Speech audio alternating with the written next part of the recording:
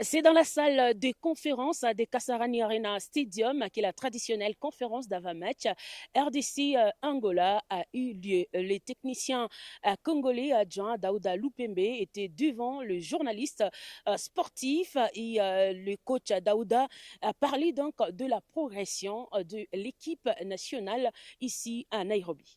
À ce stade de la compétition, comme vous l'avez dit, le match de demain, c'est un match déterminant.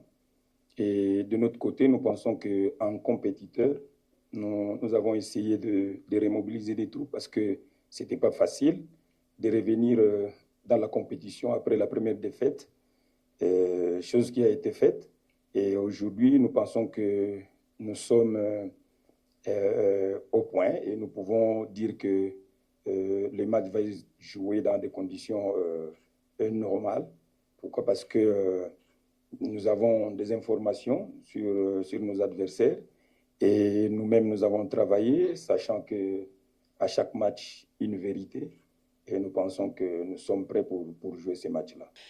Comment affronter l'équipe angolaise, une équipe redoutable du haut de ses 5 participations à cette prestigieuse compétition réservée aux joueurs locaux?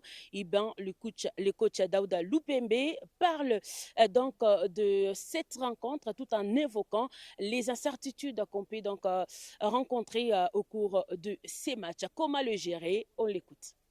Et je sais en tant que technicien ou pratiquant du football que le football, c'est juste des détails de fois. Et quoi que vous travaillez, vous ne pouvez jamais réduire les incertitudes du football à zéro. Donc les incertitudes persistent. Tout ce que nous pouvons faire, nous, c'est consolider ce que nous avons comme point fort et pouvoir minimiser le plus possible nos faiblesses et voir comment est-ce que nous pouvons gérer le match minute par minute, tout en sachant que nous pouvons être dominés, nous pouvons dominer aussi. Donc, il y aura des temps forts pour nous, il y aura des temps faibles. Le plus difficile, c'est gérer les temps faibles.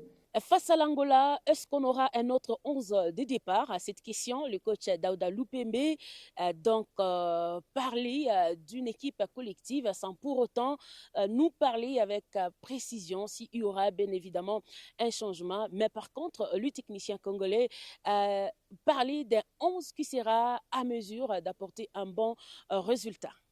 À chaque match, une stratégie. Une équipe qui gagne peut être modifiée. Donc, cela dépendra des éléments à notre possession. Mais après, je le répète, nous aurons une équipe de la RDC avec 11 bonhommes sur le terrain qui vont jouer contre l'Angola. Et je le répète, ça va être difficile parce qu'en face de nous, nous avons une équipe très physique, bien organisée, structurée dans tous les compartiments. Et du haut de leur 3-4-3, il peut faire mal à tout moment. Donc, c'est à nous d'être concentrés dans l'entrée-jeu surtout, et être tranchant. Et je sais que ça peut se jouer sur des détails. Ils sont nombreux à être sélectionnés pour cette 8e édition du championnat d'Afrique des Nations. Parmi eux, il y a un joueur qui s'est distingué par rapport à ces nombres de participations. Il s'agit de Mika Miché, lui capitaine de l'équipe du FC Saint-Éloi Lupopo, le doyen. Et à la veille d'un match important, Oscar Kabouit souligne son apport dans le groupe en disant que Mika Miché leur donne de bons conseils, surtout de ne pas stresser, vu que c'est un match décisif et important. On a des grands qui sont expérimentés, qui ont joué. On a Miché qui nous motive, il nous dit de positiver, il nous encourage. On sait que ça va se jouer demain. Du coup, il nous donne des conseils du genre ne pas stresser, être calme et tout, que ça va passer, que ça va bien se passer. Angola, 4 points. RDC, 3 points. Sera donc une affiche difficile, une affiche importante entre le deuxième et le troisième classé du groupe A.